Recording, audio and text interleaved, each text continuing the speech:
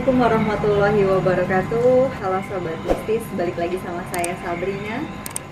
Kali ini saya mau berbagi cerita mistis melalui pengalaman saya sendiri, yaitu pengalaman diganggu oleh makhluk halus.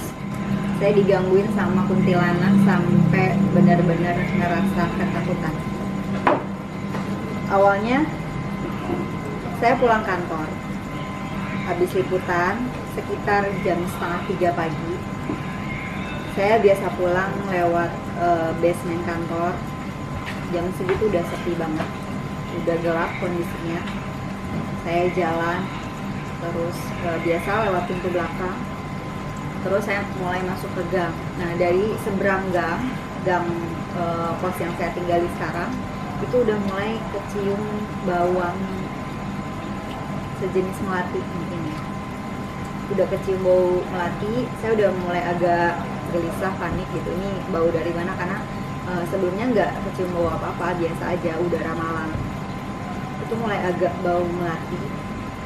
Sudah mulai panik kan, saya udah mulai takut karena biasanya nggak bau itu, biasa kayak bau-bau biasa lah gitu, gang-gang sempit, kadang bau pesing atau gimana. Itu udah mulai bau melati dan itu wanginya nyengat banget. Akhirnya ya udah saya nyebrang gang, masuk ke gang. Nah, pas masuk ke gang tuh itu wanginya udah tambah nyengat hidung, dan itu kayak aduh gitu, ini dari mana sih, kayak parfum, kayak kamu baru nyemprotin parfum terus baunya kecium banget. Nah, kayak gitu tuh bau melati banget.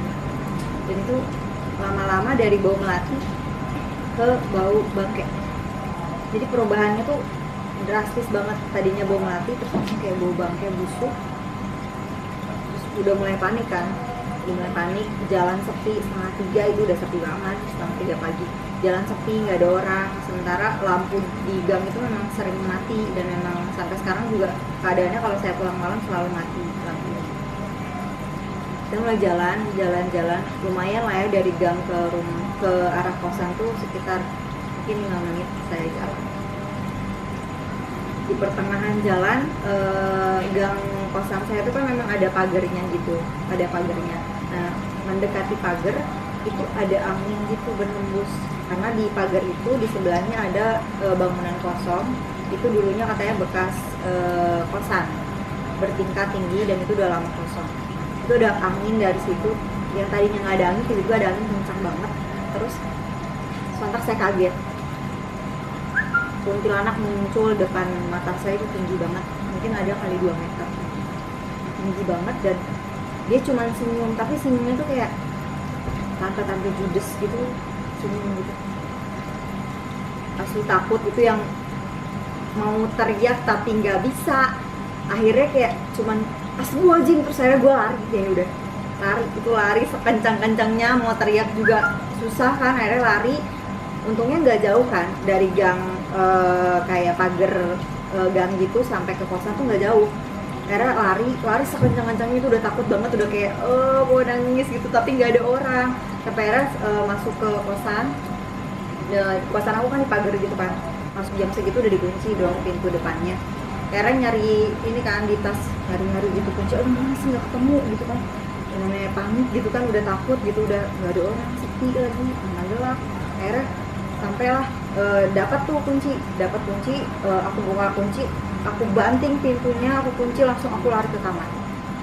Nah, sampai ke kamar itu aku langsung nggak mandi, nggak apa. Biasanya aku pulang kerja itu langsung mandi kan, itu nggak mandi nggak apa, langsung naik ke atas kasur, posisi masih pakai kerudung, baju seragam sama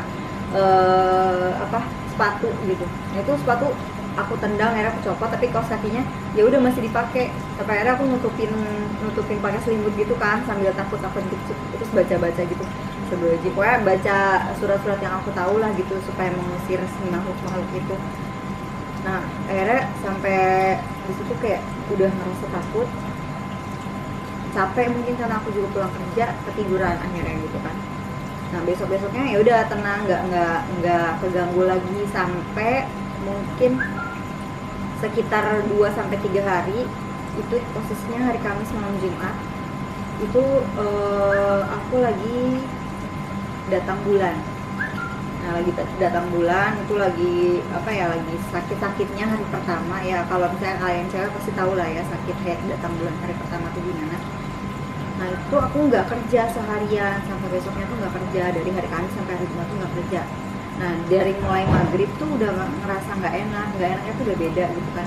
Terus mulai kecium lagi di kamarku bau melati, itu kuat banget. Aku memang punya parfum melati kan, aku juga suka, tapi itu beda gitu, kayak bau parfum sama bau melati bunga yang aslinya gitu tuh beda banget, dan itu kecium banget. Udah mulai panik kan, udah yang astagfirullahaladzim. Sampai akhirnya karena aku sakit dan minum obat, aku tidur lah. Nah lagi saat tidur itu kasur aku goyang dan itu gerak-gerak gitu, itu kerasa banget kayak ada yang nendang-nendang dari bawah kasur, itu kerasa banget. Akhirnya udah mulai kenapa gitu.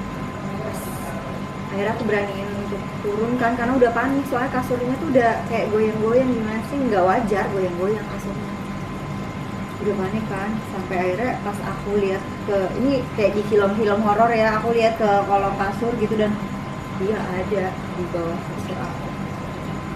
Gokil sih, itu panik keluar kamar. Sampai akhirnya aku kan ada banyak teman kos di sini, aku ngetokin pintu kamar kos temanku namanya Henry. Aku tokin tuh pintu kamarnya Henry sampai akhirnya dia bangun, terus bilang temenin sampai pagi. Gue takut, aku bilang kayak gitu sama dia. Akhirnya udah dia nemenin, karena dia juga tahu kan aku memang sering diganggu dan sering lihat hal-hal kayak gitu, jadi dia paham gitu. Akhirnya udah, terus lama-kelamaan tuh sering banget mencoba melati, tapi dia nggak pernah muncul lagi karena aku selalu kayak baca doa, terus alhamdulillah sholatnya nggak ditinggal gitu loh. Jadi kayak ngerasa aduh ini aku takut banget. Setelah itu sering banget kan aku ingin bawa melati, dan aku masih kayak baca doa segala macam, dan alhamdulillah dia nggak pernah munculin lagi wujudnya. Sampai suatu hari itu kayaknya udah sebulan lebih ya, aku merasa diganggu sama dia. Suatu hari aku lagi liputan, kebetulan di salah satu stasiun televisi gitu, lagi nunggu artisnya, dan itu kondisi malam sekitar 9:30. Kondisinya malam sekitar 9:30. Nah aku lagi ngaca, kan biasa cewek-cewek ya kalau misalnya lagi nganggur gitu, kadang kan kalau lihat kaca pasti bawaannya pengen ngaca. Nah akhirnya aku, karena aku nggak bawa kaca, di tasku cuma ada baterai kamera, terus handphone dan segala macam, akhirnya aku ngaca di handphone. Terus aku ngaca kan, aku mulai ngaca gitu kan. Pas ngaca ada sosok di belakang aku. Ini langsung aku screenshot. Aku nggak foto, malah aku screenshot. Ini ya kalau misalnya kalian mau lihat dari dekatnya. Dan itu dia. Itu si kuntilanak itu. Parah sih, sampai berarti udah hampir sebulan kan dia ngikutin aku kemana-mana. Ngikutin terus, kayaknya apa ya, nempel mulu gitu. Karena dari itu kayak langsung, ya ampun mana kerjaan belum beres kan, udah panik sih. Dan aku kan kebetulan teman kerjaku satu timku tuh agak penakut, jadi aku nggak bilang sama dia kalau aku tuh ngelihat kuntilanak di belakang sana gitu, jauh gitu kan, dan itu foto gitu sih. Karena itu udah takut banget. Sampai akhirnya aku kesel kan, pulang setelah itu kerjaanku beres, pulang kantor, aku pulang lagi ke kosan. Aku beraniin diri untuk panggil si Kunti ini, maksudnya untuk ngeliatin wujudnya, dan aku mau tanya kenapa sih sampai segitunya mengganggu. Karena kayak aku tuh nggak bisa tidur cepat, aku selalu tidur semenjak diganggu sama dia, aku selalu tidur jam 4:30, pokoknya habis subuh baru bisa tidur kalau habis subuh. Dari mulai jam 12 malam sampai mendekati subuh tuh kayak ada aja kayak entah suara nangis, entah itu bau mati, entah tiba-tiba kayak kasurnya goyang-goyang, kayak ada orang yang lagi dudukin terus digoyang-goyang gitu. Itu kacau banget pola tidur tuh, dan kayak badanku tuh sering banget masih sakit. Akhirnya aku beraniin kan, aku panggil dia gitu, akhirnya dia muncul kan. Dengan aku tutup mata karena takut, sumpah itu takut banget. Takut, udah pengen ngompol rasanya, takut banget. Akhirnya aku tanya kan, kamu tuh siapa sih gitu. Tapi dia ngomongnya pakai bahasa Sunda. Intinya gini, mana teh saha arek naon sih nuturkeun urang wae. hayang naon, terus dia bilang dia pengen ikut aku, pengen nempel, ya nggak mau lah, orang jelek begitu, mana gede, nggak mau kan gitu maksudnya. Terus aku tanya ngaranannya saha, Siti, dia bilang namanya Siti, dia bilang namanya Siti. Udah setelah itu dia mulai kayak mau ngedeketin gitu kan, itu kan posisinya kayak jauh gitu, aku kayak ngasih jarak gitu ke dia supaya jangan deket-deket, komunikasi dari jauh gitu. Nah dia kayak mulai agak ngedeketin kan, akhirnya aku kayak baca doa segala macam untuk usir dia. Sampai akhirnya karena aku ngerasa keganggu banget, ada satu kejadian di mana aku tidur meluk guling, begitu bangun nih aku terus bukan guling tapi CCTV. Itu aku udah kesel banget, kayak rasa takutnya tuh udah hilang karena kayak udah diganggu terus, udah mulai kesel. Akhirnya aku kesel kan sama CCTV ini gitu, kesel aku sama dia. Akhirnya aku minta tolong sama temanku gitu, untuk gimana ya, ini diganggu terus udah nggak wajar gitu. Temanku juga agak bantu kan gitu, jadi gimana caranya untuk dia nggak ngikutin aku. Tetap malah CCTV ini jadi marah ke teman aku dan teman aku diganggu. Terus aku memutuskan untuk pindah kamar kos karena kan posisinya ini kamar aku paling depan gitu. Paling depan, ini kan ada beberapa kamar dan kamarku tuh paling depan, jadi kayak ibaratnya kalau ada makhluk masuk kan berarti kesini dulu kan gitu. Nah aku pindah kamar kos, akhirnya pindah kamar kos, minta ke papi kosnya untuk pindah, akhirnya dikasihlah kamar belakang.